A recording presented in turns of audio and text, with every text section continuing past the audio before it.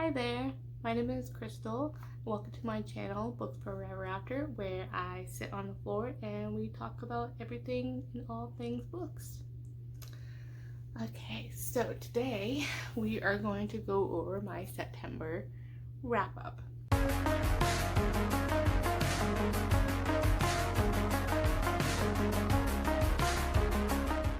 And this past month, I transferred some of my Goodreads and downloaded the Storygraph app so that way I could get some stats because, I'm a nerd and I'm an analyst for a living, and where would we be without some stats? So, to kind of explain everything, I do my star rating. I do just whole stars. I don't do half stars. I kind of do 1 for hated it, 2 for didn't like it, 3 it was okay. It wasn't bad necessarily, but it wasn't my favorite. And sometimes that could be just because it's not for me, but I like the author kind of a thing. Number 4, 4 stars would be I really liked it, but it was just something that just stopped me from it being my favorite. And then 5 is just obviously loved it, one of my favorites, I would reread. So 4 and 5 stars is usually something at the space where I will reread something. 3, 2, but it's just I'd have to be in the mood for it. All right, so this past month, so September, my goal was to read 16 books, and I was short 1, so I did read 15. That was a big stretch for me because typically I'm only reading 10 to 12, and usually I feel like 11 is actually my sweet spot, which is kind of a strange, odd number, and just so that I like things, as OCD people, it needs to be like an even number, but it is what it is. So I'm going to go off of my Storygraph and we're going to see how it goes. So I just we'll go from there. I think we're going to break it down to probably in order of format when I talk about these books. So we'll go ahead and get started. So first we'll start with the graphs, and if I can, I'm going to try to put the stats on the screen there. So as I said, I read 15 books. My star ratings were, I had 5 books that were 3 stars, 6 books that were 4 stars, and 4 books that were 5 stars. So no 2 or 1 star, which is a good month, I would say. And my average rating was 3.93. So knowing that, I have whole numbers, so I had more 4 stars than overall, so which was really good. In format, I had, and this is at the pages, so I had a total of 44,528 pages. What did it say? Well, it said I had 5,000. Well, those stats are wrong.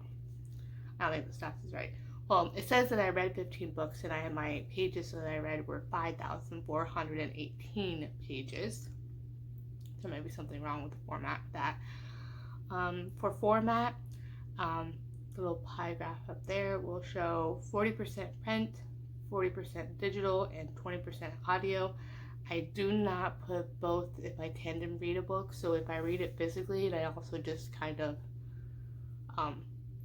simultaneously listen to the audiobook, I don't really count both of those in those kind of stats. Maybe I will in the future, like in an Excel sheet or something, but typically I just count the physical book for that one because usually I'm not listening to it the whole time, just on certain times when I'm reading the physical book. For genres, obviously everything was fiction. And genres, I had 13 romance, 8 fantasy, 4 contemporary, 3 young adult, 2 considered erotica, and 2 are considered LGBTQ AA, which is actually kind of cool.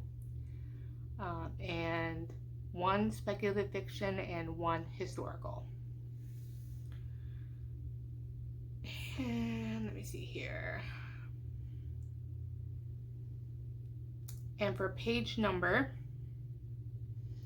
I had 14% that was 500 or more pages on average, and 21% were less than 300 pages, and 64% were between 300 and 499. So that's a pretty good stats there. So there we go. Yeah. So that is the stats. And so then we'll first start on the books that I had on my TBR. So some of them got demoted and some got promoted. So it is what it is. Some of these, yeah, so these ones will be pushed off to next month. So not October, but maybe November, December, or January. So in the next few months, these are going to be on the TBR. So the first one that was part of my TBR jar drawing, that's in my little cup here, that's everything except for my historical romance, was Book of Night by Holly Black. I just really couldn't get into the writing. I read, I think I only read like the first chapter, and it was just one or two chapters, and I just couldn't get into it. I don't know, and now I hear it was supposedly supposed to be a standalone, and now I hear it's going to actually be like a trilogy or something. The books, the young adult books, so this is the first adult book by Holly Black. The books I read, the Cool Prince series I read earlier this year, those were my first experience with her. Those were 3-star reads. The whole series was like a 3-star read for me. So I thought, it wasn't really my thing, but it was entertaining, so I did continue through. I just found it to be too young adult for me. Those books I actually gave to my sister, because she actually shares the same interest in books as me, and so I let her keep those and gave those to her to read. So this one, don't know if I'm going to unhaul this yet. I might hold it for a little bit and see if there's any other reviews with the second book, because sometimes what happens, the first book, it may not be as good, and then the second book is actually better, and it gets better, or it just goes downhill from there. So we'll see with that one. The other books I did not get to was, this has been on, I read the second one of this one. This is The Hero at the Fall by Alan Hamilton. This is the final book in the trilogy. I didn't get to it. I kind of covered that in my TBR, so if you want to get the premise on that one, you can go ahead and watch that video.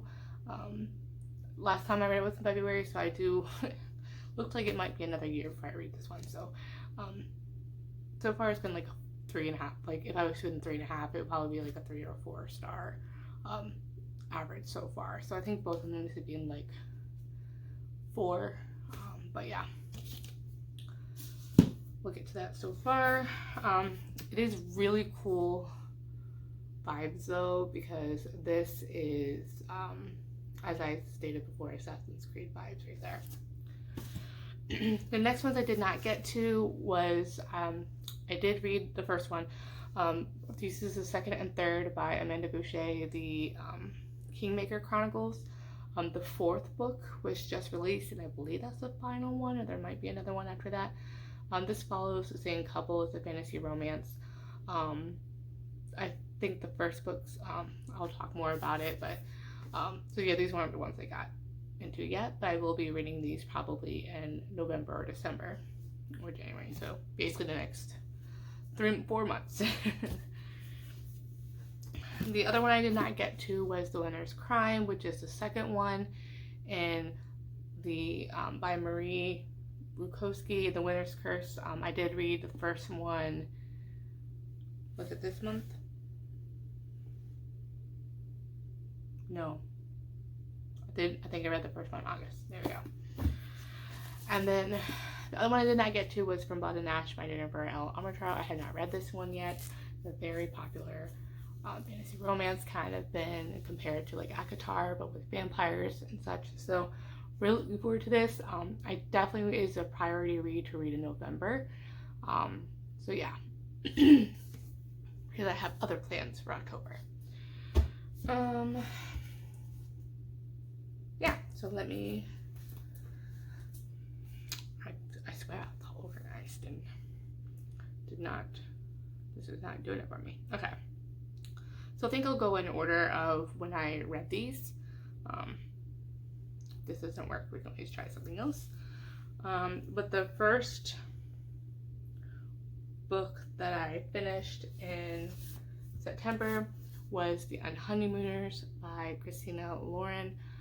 This is a contemporary romance. The main character is kind of like a dislike to love kind of thing. So the main character is a sister. Her sister and her brother-in-law getting married. The love interest is the brother of the groom. So, you know, brother-in-law kind of a thing, or, you know, sister, sibling, however you want to say it. They go to a wedding and her sister gets the food for free, and everyone gets sick for some sort of, I think it was kind of like, I forget what exactly it was, but everyone gets sick, except for him and her, because, you know, love interest in her is because he has an aversion to buffets. It was a buffet, and she is allergic to shellfish, so that's why they remained unscathed. So because of that, she's actually a twin sister, so his sister convinces her to take their honeymoon. It's a free honeymoon, and so they would lose out on it if, you know, there's no refunds or anything. So she is a twin, so she can go through, be convinced because she looks exactly like her. And of course, her brother has this, his brother has the same last name, so it doesn't matter that they, you know, it didn't state what his first name was, so that way it didn't get unscathed there. And then it kind of goes to fake, you know, kind of like the fake dating kind of trope, because they're like fake married.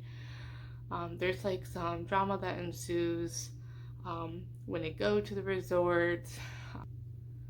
What's the word?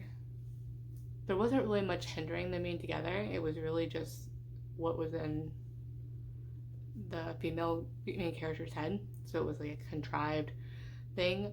They kind of disliked each other before they were together because of some sort of perceived from her end of him not liking her or whatever. So they've always just, from that first impression, kind of like a little bit of Pride and Prejudice, a little bit, did not like each other. So I believe I put this one as a 4-star.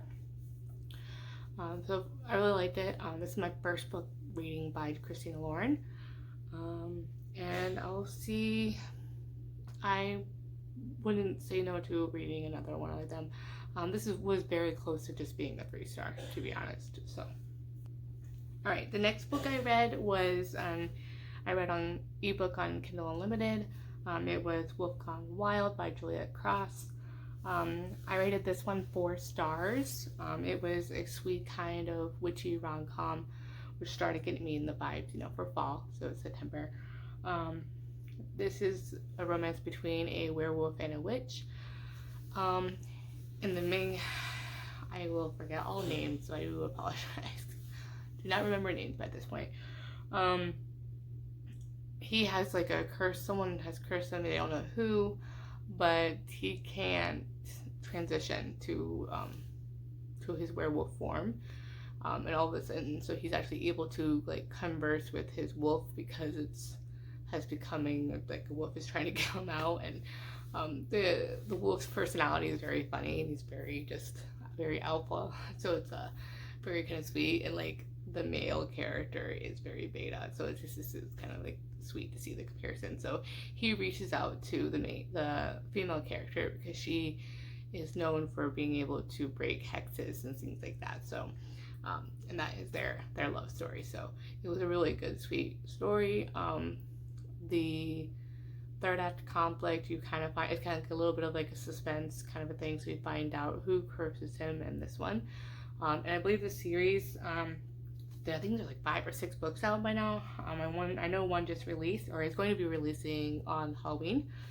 So that's in like a few weeks or so. So a couple weeks. So yeah, these are the Stay a Spell series. I don't know. I liked it, but I don't know if I'm in a rush to read the next ones. So I think I don't think it's the books thing, it's a me thing. I think I had to be in the mood for that kind of a book, like a rom-com book like that. But still very good writing by the author, so it was very entertaining and I enjoyed it. And then the next one was The Doctor by Nikki Sloan. I read this on my Kindle. This one I purchased as part of the credit when I purchased my Kindle Paperwhite, which is really cool.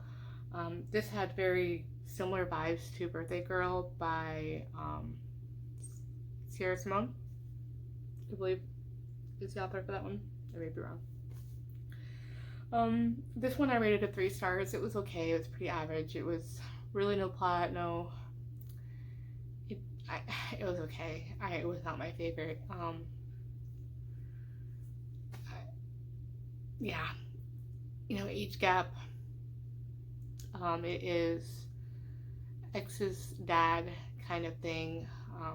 It runs very similar to the Birthday Girl, which was my very, I loved that one. That was my first introduction to kind of that trope of ex's dad. But yeah, it was okay. We'll just leave it at that. The next one I read was a novella. It was only 69 pages long. That was kind of funny. It's called Theirs for the Night by Katie Robert. I believe it's like a prequel to kind of like an MMF romance, a royal romance between a prince and his bodyguard and the female character. Again, this one was not my favorite. I would say 3 stars.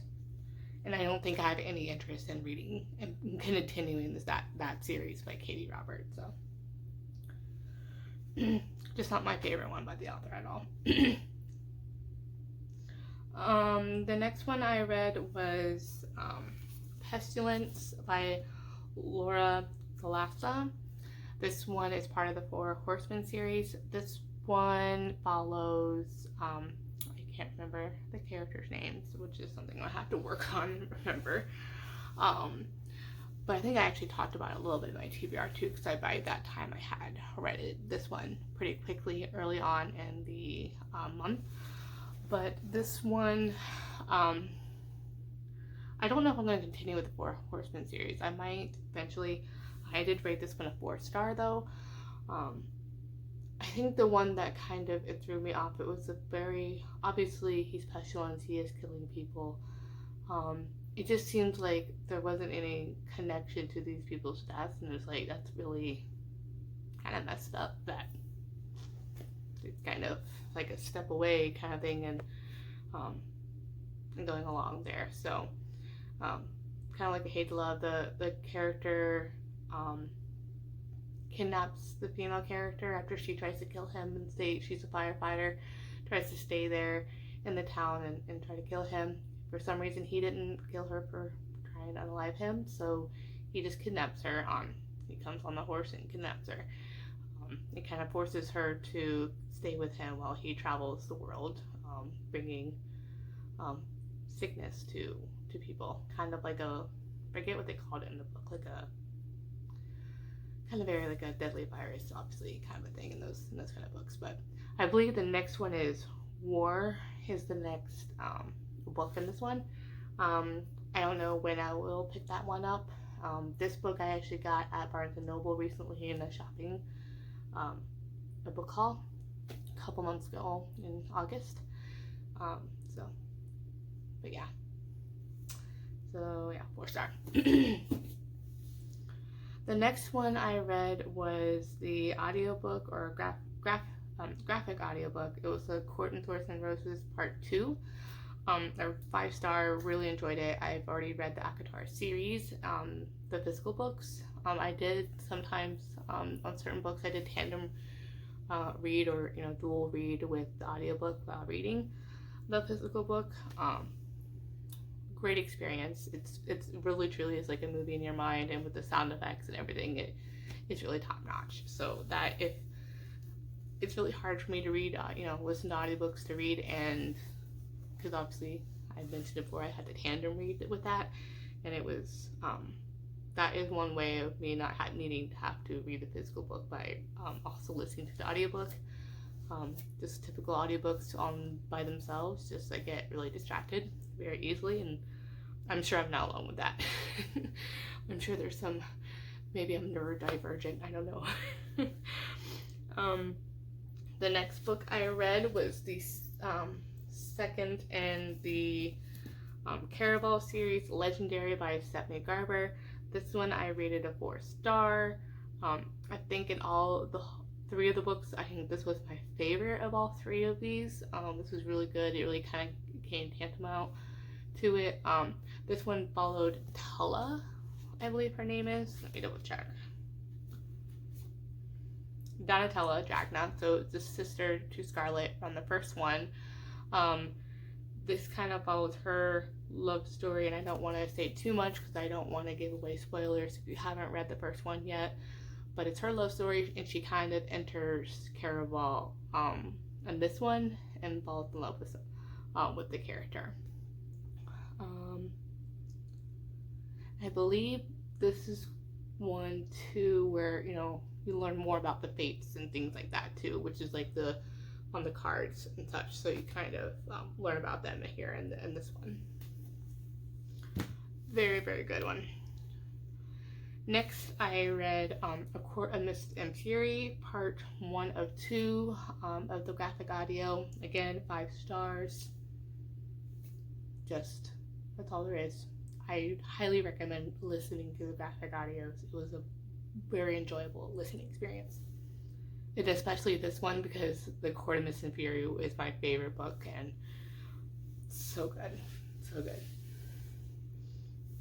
Next one I read was A Promise of Fire by Amanda Boucher. I previously mentioned that I didn't finish the second and third because I had a strong belief that I was gonna binge read all of these, but I did not. This one is part of the Kingmaker Chronicles, the first one. The main female character is a fantasy romance with the Greek gods. As you can see here, Poseidon's trident there. It has with magic and gods influences there, Greek gods influence. This one she is called the Kingmaker because of her ability to kind of be like a oracle, maybe. But yeah, so she gets like kidnapped from the male character. He is kind of like, goes like beta. It's kind of different with the royalty in this one. His sister is queen. They really recently taken over some this country, one of these countries, I don't know which one, that isn't ruled by magic, and it doesn't have any magic. And the part of the country she's from, there is magic, so kind of kidnaps her for obviously his sister's use to help utilize her there. This was supposed to be like an enemies to lovers. It does have really great banter, and this is my first experience with Amanda Boucher. I know she has a lot of historical romances. I'm really looking forward to reading her historical romances as well. It was great banter, which is one of my favorite things in like historical as well. The only thing I didn't like, it seems like he kind of falls first kind of a thing, but there wasn't as much tension. I feel like I didn't really feel the connection as much and attention. I feel like I don't know, I feel like it was a what's the word, when they fall in love too quick, they just fall in love too quickly, or he falls in love too quickly, that it kind of like, I'm like, I'm interested in seeing where we go with books 2 and 3, and I know there's a fourth one because it follows the same characters. So yeah, we'll see. I picked these 3 books off at Barnes and Noble, my most recent shopping haul. I don't know the order I read this now, but I did read the finale as well. I believe this one was I'm losing my place here.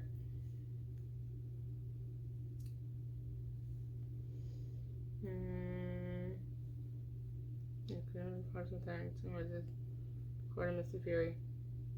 Legendary. I skipped one. Okay. So this one, it was 4 stars. There we go. So 4 stars. Yeah, I said that the first, I don't want to say too much because I don't want to spoil anything, but it really delves in more into what we're introduced in the second one with the Fates, and you're really introduced here, and such. So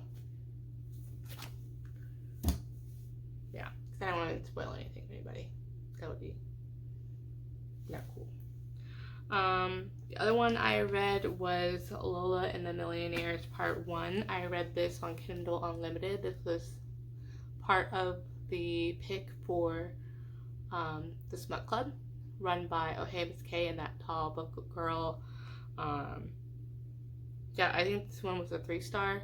I just felt like this one was part of like a Megaverse, which I had never read anything by a Megaverse, and I think maybe this wasn't the greatest pick for me to do with being an introduction to that world, because it was quite the start to it. I believe like her friend, I think maybe this is like a companion series, because I believe like her friend has her own book, so I think it starts with her. So yeah. So she's a beta. Lola is a beta. Her friend was an Omega. So I guess the Omega is the one who is like the everyone takes care of them, kind of like the baby of the pack kind of thing.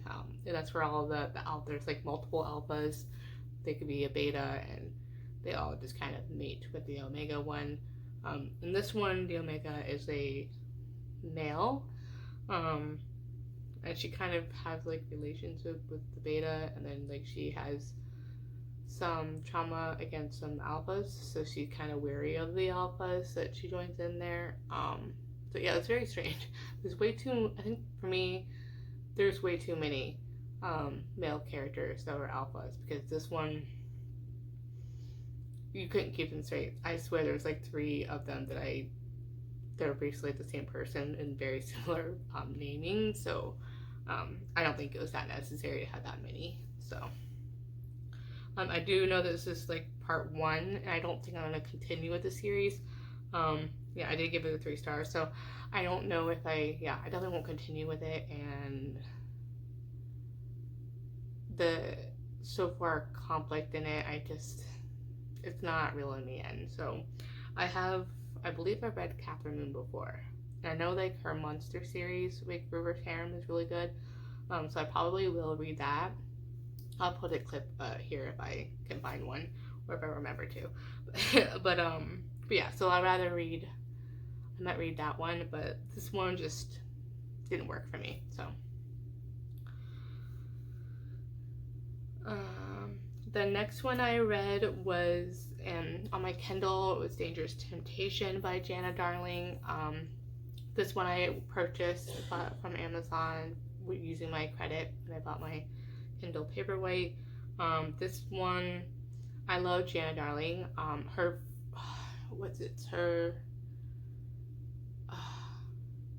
I forget what the In Love duets, both of them.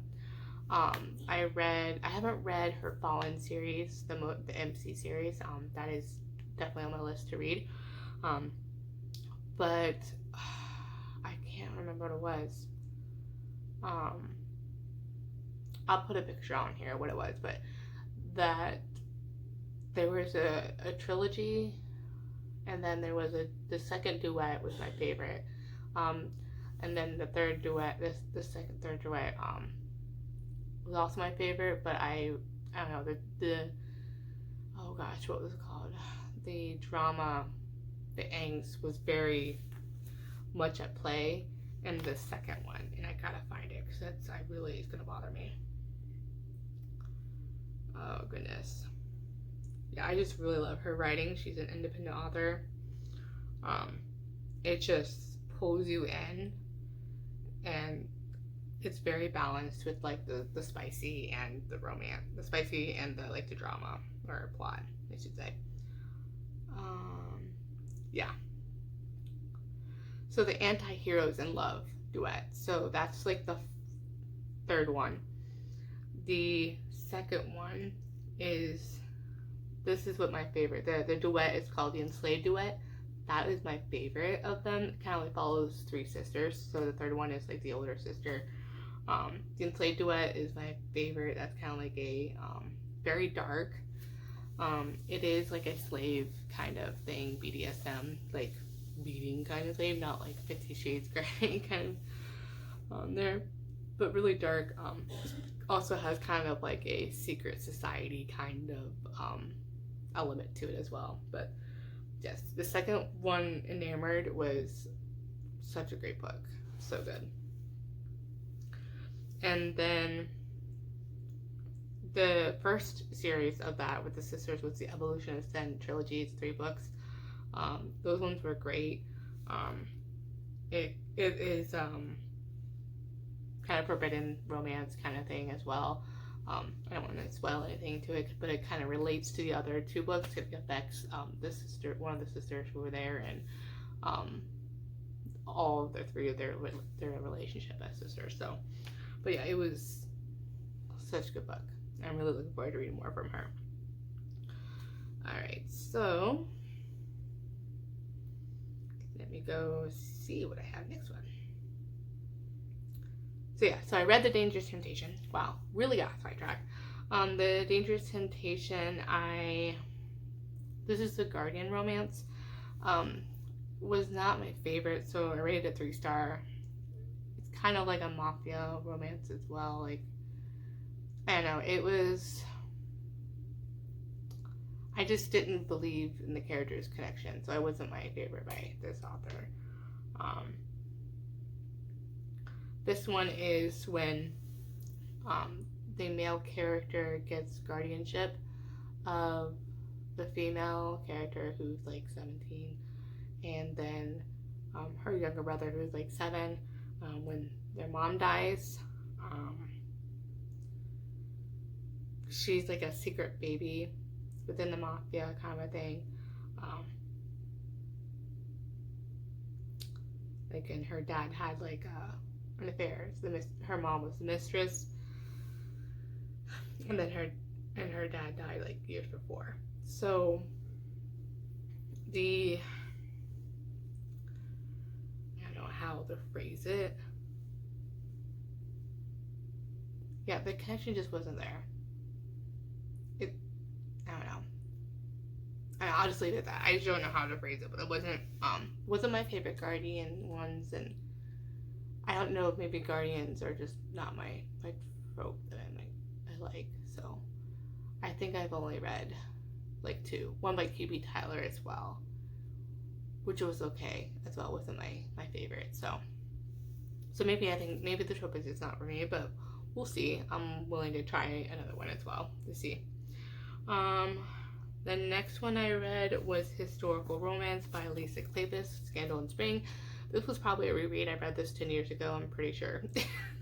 So I recently picked this up in a thrift book. I actually bought this on Thrift Books. I couldn't find this anywhere. So yeah. But yeah, this is part of the Wallflower series. It's the last one, quartet. 5 stars. That is like my favorite. I still say like the unofficial like prequel one was my first introduction years ago, and I still thought about that 10 years ago and trying to remember and remember that title. So that one is still my favorite. It is what is it? Like in the Magic. Yeah, that's my favorite. So that's like a second chance romance, which as I know, is second chance romance is one of my favorites. So. And then lastly, we got 2 more. Then I read A Quarter Missing Period Part 2. So I finished that one. I went through the graphic novel ones so fast, ridiculously fast. And I think I read those in like 1.75 to times speed at one point. So yeah, and that's probably why. Typically, I was only able to read these at like audiobooks at 1.2, and then I started like speeding them up. But sometimes I just lose track of reading them that fast or too slow. So either way, I get distracted. But with these ones, I was actually able to turn the speed up quite a lot and still be able to retain it. I think maybe reading the books before also probably helped. And then lastly, the last book I read was the second of the, Dark Dream Duet. So that was Beautiful Nightmare by Jana Darling. That one I rated as a 3-star as well. So that one I also purchased on my last credit for the Amazon when I bought my paperweight. So yeah, same thing. Just wasn't my favorite. I don't think really for me. Alright, so that's it. So that is my, oh goodness, it's 30. Well, this is a long video, guys. It is what it is. Okay. So if you made it this long, kudos to you. Leave some fall leaves emoji if you went through all this one. So that is all the books I read. If put a fall leaf emoji in the comments. If you put down what was your favorite read. I would like to hear from you guys. What was your favorite read of September? And what books do you recommend I read that I've shown you or that I should start reading and that kind of stuff. So always looking for recs.